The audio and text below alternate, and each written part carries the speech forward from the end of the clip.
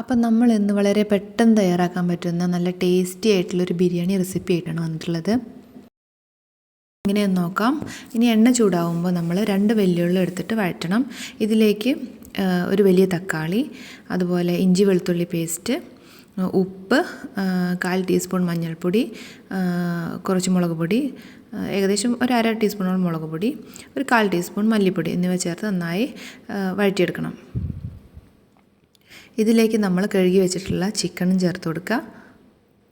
Chicken ഞാനൊരു 1/2 കിലോളം chicken ചേർത്തിട്ടുണ്ട്. ഇനി ഒരു 2 ടേബിൾ സ്പൂൺ തൈര് കൂടി ചേർത്തിട്ട് അതിൻ്റെ കൂടെ കുറച്ച് ഗരം മസാല കൂടി ചേർത്തിട്ടുണ്ട്.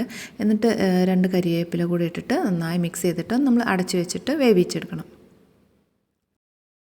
ഇനി ഇത് വെന്ത് വരുന്ന സമയം കൊണ്ട് നമുക്ക് ചോറ് തയ്യാറാക്കാം.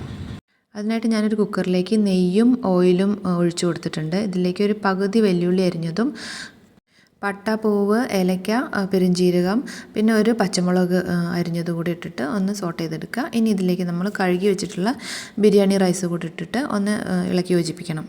ഇനി നമ്മൾ 2 ഗ്ലാസ് അരിയാണ് എടുത്തിട്ടുള്ളതെന്നുണ്ടെങ്കിൽ ഒരു 1.25 ഗ്ലാസ് വെള്ളം ഒഴിച്ചിട്ട് നമ്മൾ കുറച്ച് ഉപ്പും കൂടി ചേർത്ത് ഇളക്കി കൊടുത്തതിന് ശേഷം നമ്മൾ കുക്കർ അടച്ച് വേവിക്കുകയാണ്.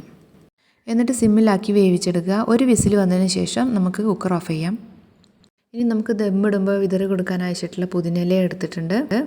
അതോടൊപ്പം തന്നെ അണ്ടി മുന്തിരി നെയ്യിൽ വറുത്ത് വെച്ചിട്ടുണ്ട്. കുറച്ച് ഉള്ളിയും കൂടി ഒന്ന് വറുത്ത് വെച്ചിട്ടുണ്ട്. അപ്പോഴേക്കും കുക്കറിൻ്റെ വിസിൽ വന്ന് ഞാൻ ഓഫാക്കിയിരുന്നു. ഓഫാക്കിയതിന് ശേഷം നമ്മൾ വിസിൽ പൊക്കി കൊടുത്ത് ആവിയെല്ലാം കളഞ്ഞതിന് ശേഷം ഉടനെ തന്നെ തുറക്കണം. ഇനി റെഡി ആയിട്ടുള്ള ചിക്കൻ്റെ മുകളിലേക്ക് നമ്മൾ ഈ റൈസ് ഇട്ട് കൊടുക്കുകയാണ്. കുറച്ച് ബിരിയാണി മസാല കൂടി അതിൻ്റെ മുകളിൽ ഇട്ട് കൊടുത്തിട്ടുണ്ട്. പിന്നെ മല്ലിയില, പുതിനയില, അതുപോലെ തന്നെ നമ്മൾ വറുത്ത് വെച്ചിട്ടുള്ള അണ്ടി മുന്തിരി, പിന്നെ ഉള്ളി, ഇതെല്ലാം അതിൻ്റെ മുകളിൽ വിതറി കൊടുത്തതിന് ശേഷം നമ്മൾ അടച്ച് വെക്കുകയാണ്. എന്നിട്ടൊരു 10 മിനിറ്റ് നമ്മൾ സിമ്മിലിടണം. നമ്മൾ അടച്ചു വെക്കുന്ന സമയത്ത് ഈ ലിഡിൻ്റെ ഹോള് നമ്മളൊരു പേപ്പർ കഷ്ണം എടുത്തിട്ട് അത് ക്ലോസ് ചെയ്ത് കൊടുക്കുന്നുണ്ട്, ആവി പോവാതിരിക്കാനായിട്ട്. ഗ്യാസ് ഓഫാക്കിയതിന് ശേഷം ഒരു അരമണിക്കൂറിന് ശേഷം നമുക്ക് തുറന്ന് നോക്കാം. വളരെ എളുപ്പത്തിൽ ഒരു അരമണിക്കൂറിനുള്ളിൽ നമുക്ക് പെട്ടെന്ന് തന്നെ തയ്യാറാക്കിയെടുക്കാവുന്ന വളരെ ടേസ്റ്റി ആയിട്ടുള്ളൊരു ബിരിയാണിയാണിത്.